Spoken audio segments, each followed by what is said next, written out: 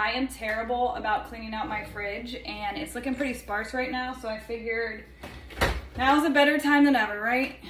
Let's do this.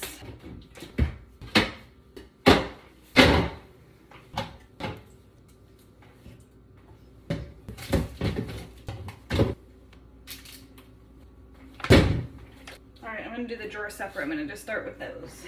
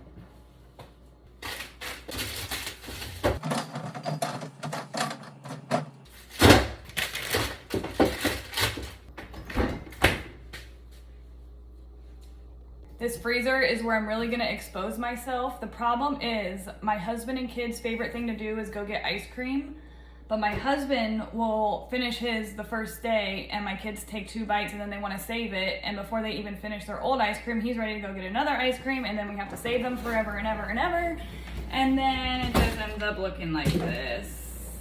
So, yeah, let's get to work.